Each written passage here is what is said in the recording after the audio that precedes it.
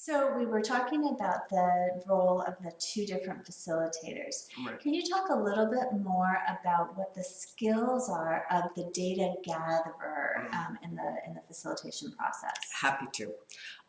First of all, one of the best and most important skills is a profound understanding of the process of work.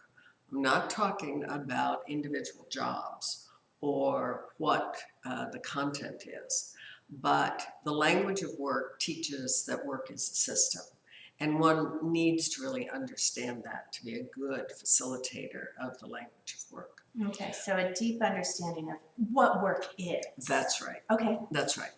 Then, of course, there is the ability to read nonverbal cues and communication within a group. And that's kind of standard facilitator skills. Mm-hmm. But in this case, there can be many, many things going on below the surface. And I would say that in traditional facilitation, one is always trying to get that out from the group. In our case, I believe what happens is that you have to do the yes-no to know which ones are critical to listen to and which ones will dissipate or are not relevant. So that is something that's a little bit different.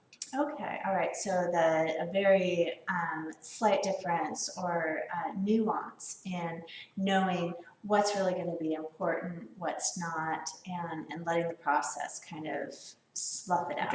Guide things through. Okay. Right. Right. What's next? Well, the next one is one of translating into 3 to 5 words what it is that people are saying. Now, traditional facilitators are pretty good at summarizing what a group has said.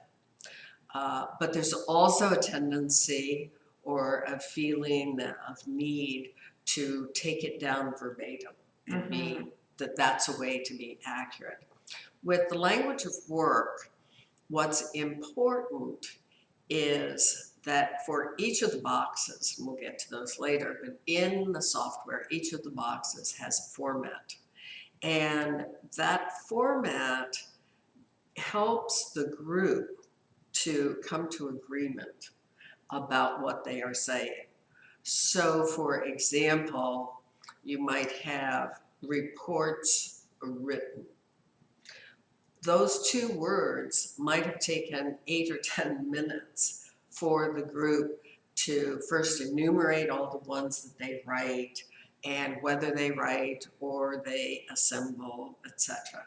But what we're looking for is what is the deliverable. And once we have the deliverable, which will go into the box, then we've accomplished our goal, which has a side effect of getting agreement from the group. Okay, so that translation into those 3 to 5 words is a way that really summarizes succinctly what the group has been saying. Well said. Well said. Okay.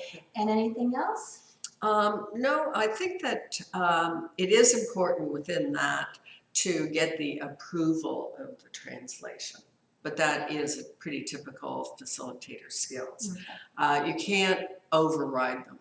And you need to say, is it okay if or would you accept this, or that kind of phraseology to get the